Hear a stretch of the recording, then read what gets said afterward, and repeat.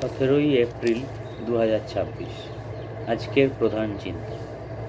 মৌন অভ্যাস করিয়া আমরা নিজেদের আধ্যাত্মিক সত্তা কি সেই জ্ঞান অর্জন করি এবং তাহার সাহায্যে আমাদের বহির্মুখী মানব সত্তাকে দৈব সত্তার সঙ্গে সুসংবদ্ধ করি।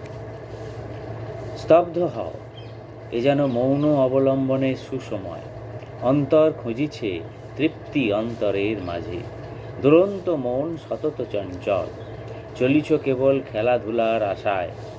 লোভিতে তুচ্ছ মূল্যহীন ধন, সতত উন্মাদ তুমি জড়াক্রান্ত গো।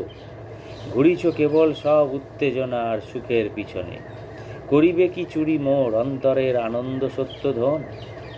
শান্ত হও তুমি, করিও না বঞ্চিত নিজেরে এই অপরূপ নবসুখ আনন্দ পরশে।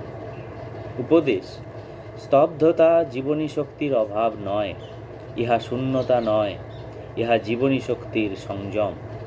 মৌন অবলম্বনের উদ্দেশ্য এই যে সে শক্তিকে সংযত করিব। এক নীরব শক্তি সর্বদা কাজ করিতেছে, যে কাজের মূল্য আছে। মৌনাবলম্বন করিতে শিখিয়া আমরা নিজেদের সত্তার পরিচয় পাই। সেই জন্যই জ্ঞানীরা কত সময় মৌন হইয়া থাকেন। মনে যদি শান্ত ভাব না থাকে, আমরা যদি চঞ্চল মনকে সংযত করিতে না শিখি, তবে কখনোই আমরা এ জীবনের নানা রকম দুঃখদায়ক অভিজ্ঞতার মধ্যে অবিচলিত হইয়া থাকিতে পারি না।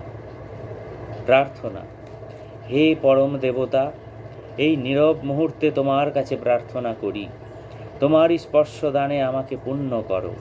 তোমার সান্নিধ্যে আমার সকল সংশয়, মনের সকল গুরুভার দূর হোক।